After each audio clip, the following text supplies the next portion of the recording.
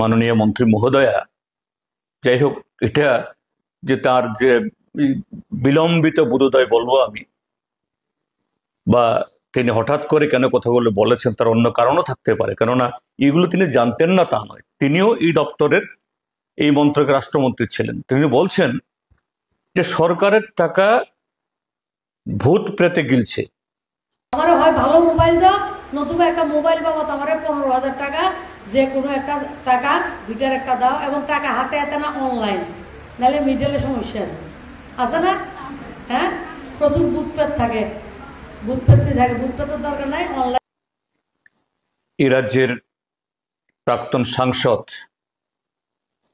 কিছুদিনের জন্য কেন্দ্রীয় রাষ্ট্রমন্ত্রীও ছিলেন, বিজেপির বড় নেত্রী রাজ্য স্তরের শ্রীমতী প্রতিমা ভৌমিক মহোদয়, তিনি সরাসরি যে এই অঙ্গনওয়াড়ি কর্মী, তারপর আশা কর্মী, স্কিম ওয়ার্কার, ছবিতে যা দেখা গেছে সবাই পোশাক পরিহিত, সম্ভবত আইসিডিএস এর ওয়ার্কার বেশিরভাগই, তারা কমপ্লেন করছিলেন যে কিভাবে যে এই সমাজ শিক্ষা, সমাজ এই কল্যাণ দপ্তরে আইসিডিএস ওয়ার্কারদেরকে এই কেন্দ্রীয় সরকারের ওই স্কিমের বিভিন্ন তথ্য জানানোর জন্য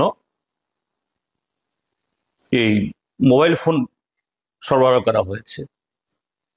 কিন্তু সেই মোবাইল ফোন, যার অর্থমূল্য ধরা হয়েছে ভালো মোবাইল ফোনের জন্য, কিন্তু এমন একটা কোম্পানি সাপ্লাই করা হয়েছে দপ্তর থেকে, কিছুদিন বাদেই কাজ করে না।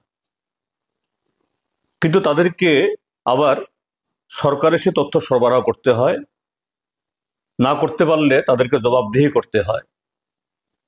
সাথে এই মোবাইল শুধু ফোন কিনে দিলে হয় না, তার সিম অর্থাৎ এই নেট প্যাক ইত্যাদি দিতে হয়, তারও কোনো খরচ দেওয়া হয় না। কিন্তু এই অল্প পয়সার যারা স্কিম ওয়ার্কার, তাদের উপরে নানা ধরনের সরকারের চাপ। মাননীয় মন্ত্রী মহোদয়া, যাই হোক, এটা যে তার যে বিলম্বিত বোধোদয় বলবো আমি, বা তিনি হঠাৎ করে কেন কথাগুলো বলেছেন তার অন্য কারণও থাকতে পারে, কেননা এগুলো তিনি জানতেন না তা নয়। তিনিও এই দপ্তরের, এই মন্ত্রকের রাষ্ট্রমন্ত্রী ছিলেন। তিনি বলছেন যে সরকারের টাকা ভূত প্রেতে গিলছে। যারা অঙ্গনবাড়ির মায়েরা রয়েছেন তারাও অনেক সময় কমপ্লেন করেন আমাদের যে মোবাইলগুলি দেওয়া হয়েছে এগুলি ভালো না। তো আপনাদের মাধ্যমে আজকে থেকে আমি সরকারের কাছে দাবি রাখবো, হয় মোবাইল ভালো দাও, নতুবা টাকা দাও, দুটার একটা। যদি মোবাইল ভালো না হয় আপনারা নেবেন না, এটা ধরবেন না হাতে, দরকার নাই, যে দেব নাম কামাইয়া লাভ আছে।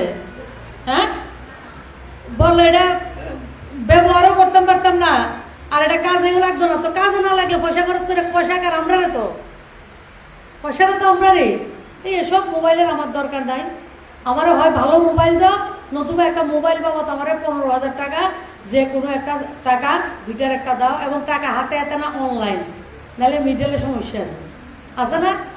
হ্যাঁ, প্রচুর বুথপেট থাকে, বুথপেট থাকে, বুথপেটের দরকার নাই, অনলাইন মোদিজি অনলাইন ব্যবস্থা করে দিয়েছে, অনলাইনে দাও।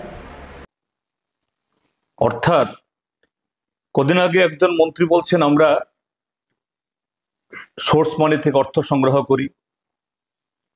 শরিক দলের এক বিধায়ক তার অত্যাচারে অতিষ্ঠ হয়ে অমরপুর মহকুমার কন্ট্রাক্টর অ্যাসোসিয়েশন, যে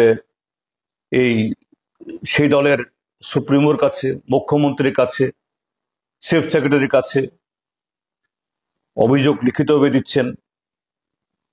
আর প্রতিদিন যে এই দুর্নীতির কথা তো উঠছেই পত্র পত্রিকাতে। আর এখন দলেরই নেত্রী তিনি বলছেন সরকারের টাকা সমস্ত ভূত প্রেতে গিলছে। তারপর আরেকটা ঘটনা, এটাও এই সামাজিক মাধ্যমে এসছে, পত্রিকাতে উঠেছে। কি চলছে রাজ্যটাতে? আমাদের রাজ্যের মাননীয় মুখ্যমন্ত্রী বা মন্ত্রিসভার এই আলো করে বসে থাকা মন্ত্রীদের কোনো সম্বিত আছে? উত্তর ত্রিপুরার লালজুরি ব্লকের বিডিও মহোদয়, তিনি প্রায় বলা যেতে পারে যে তার সমস্ত ধরনের